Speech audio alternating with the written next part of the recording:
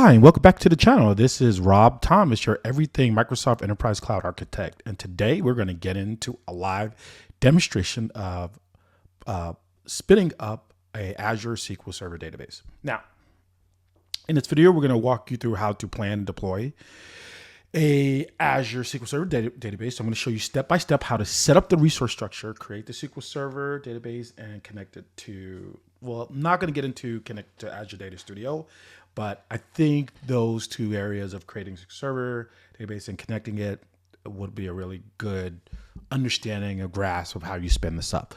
Now, the other thing I'm going to do in this video is I'm going to show you how to use, again, the Microsoft Azure SQL Server free services. So this free database, we're going to spin it up, and you're going to notice a little bit of a difference change. So if I have some time, I'll probably spend that time trying to, showing you some advantages and disadvantages of, or the differences between the two. One is the free version, and then it'll end. And at the end, before the end of the month, if you use up the resources, the other one is going to be more of a paid version. And that one will keep going and keep charging you depending on compute usage of the database. All right, now without further ado, let's go ahead and give a shout out to our sponsor, and that is our software dudes, our enterprise software solution. The software dudes, these guys are amazing. I highly recommend them for any of your Azure, Microsoft 365 Copilot, Dynamics, SQL Server, Windows Server purchases. These guys are great. They will take good care of you. Highly recommend them. By all means, reach out to them. All right. So let's get started. You can see here, I'll just go to the slide. We went through all these slides and talked about it, and we're getting into here, like creating the database. So that means we're going to ultimately go here, right?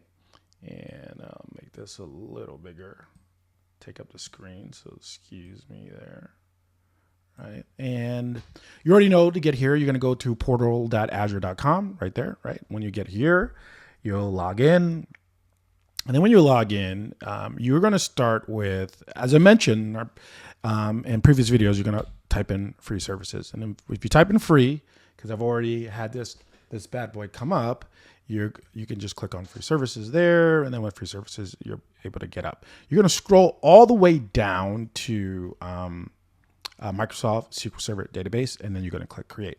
That's one way to do it, right? Let me go back to home.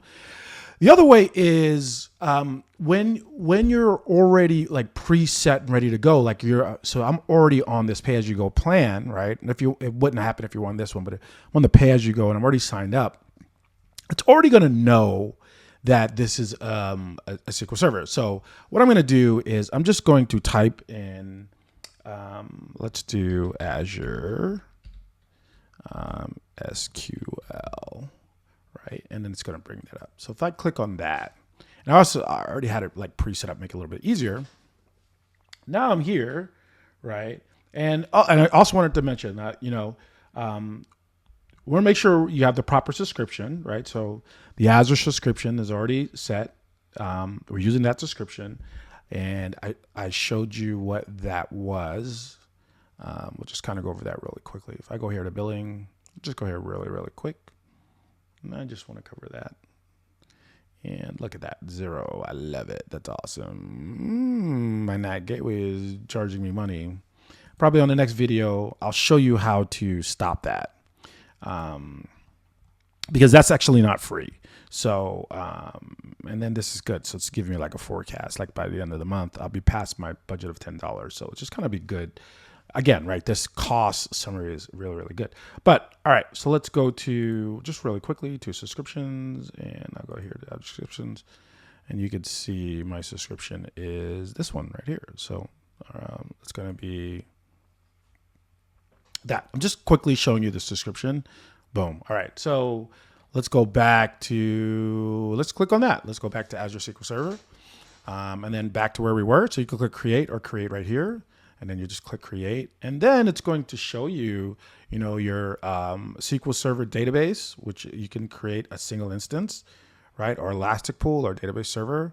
You can create a SQL Server managed instance, right? And you can say resource type is this, and then single instance with Azure Arc, right? And then you'll see here SQL Server, SQL virtual machine, right? And then you'll create your virtual machine from that image. So that just kind of gives you, we're going to do this one right here.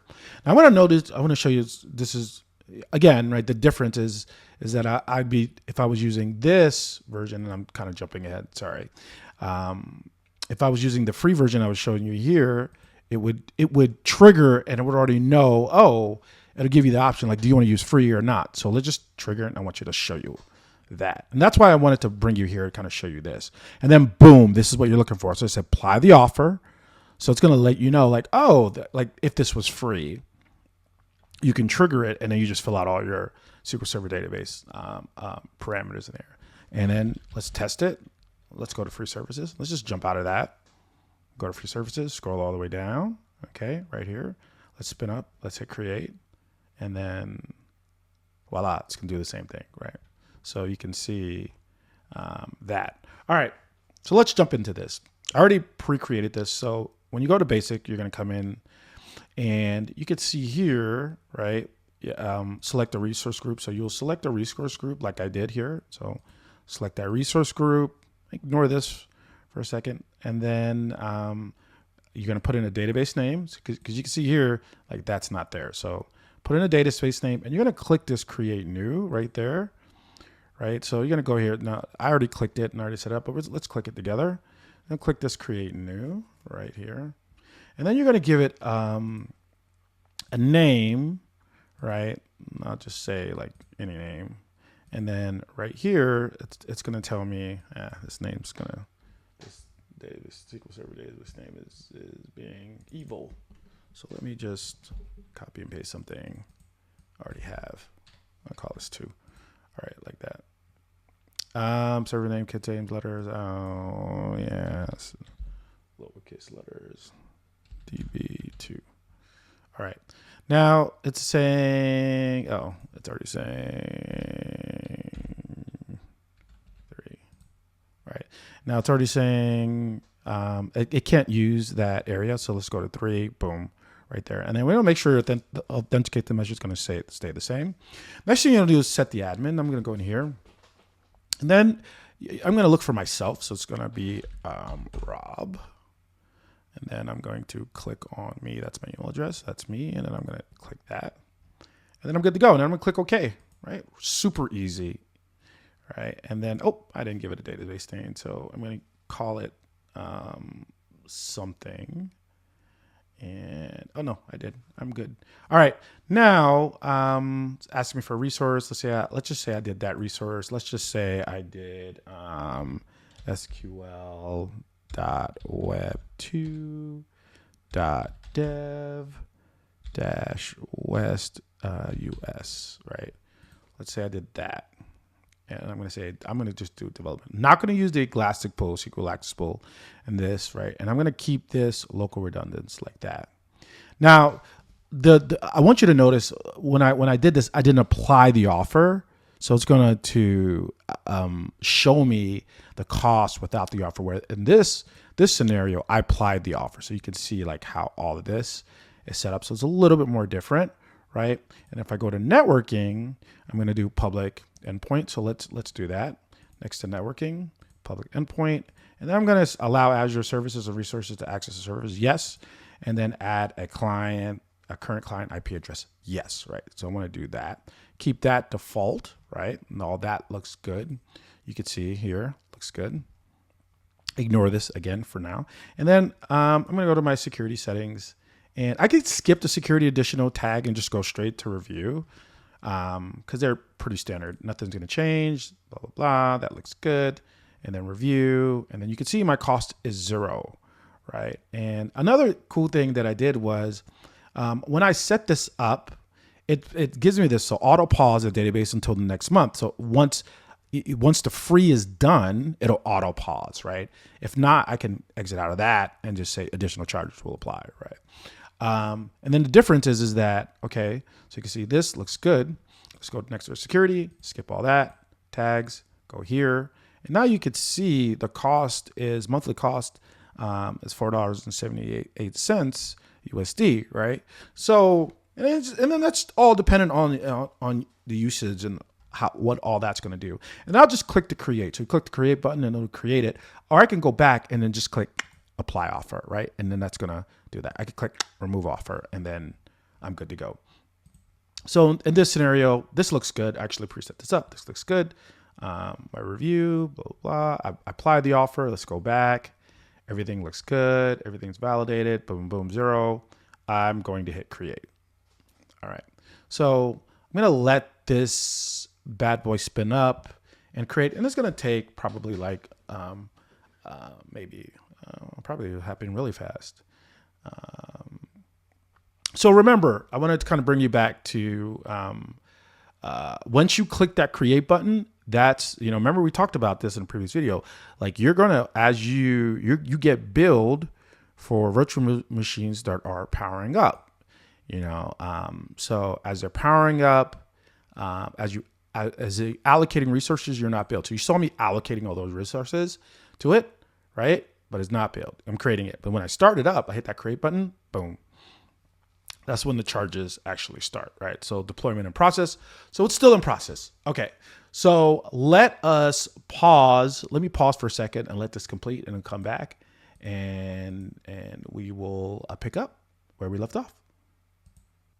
All right. So welcome back. So we could see here that it finished, right? So deployment was completed. All right. So I hope this was helpful. I hope you were able to get something out of this, because today we basically just showed you how to spin up really quickly a SQL Server database, how to leverage the free resources to get in here and get going and just get comfortable with it.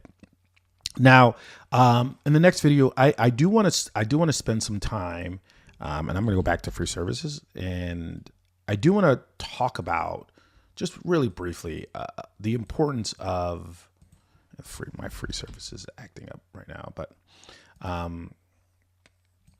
do want to talk about the importance of the differences between a actual Azure database by MySQL database, so a MySQL database, a Postgres database, and a SQL Server database, right? And you could see, I'm a big fan of Azure SQL Server databases. I feel they're a lot better and a lot more efficient. You can do a lot more with it. Postgres is still a very, very good database. Not a fan of MySQL. I've been using that for a long time, but I'll get into that in a future video. Anyway, I hope this was helpful. I hope you got some insight from this. And I want you to write in the comments below your thoughts. What do you like? Well, what has your experience been with a SQL Server database? And if it's your first time, go ahead and spin this up, a free account, play around with it, and then share in the comments below your experience and your thoughts. Anyway, thanks so much for your time. See you in the next one, and you have a wonderful day.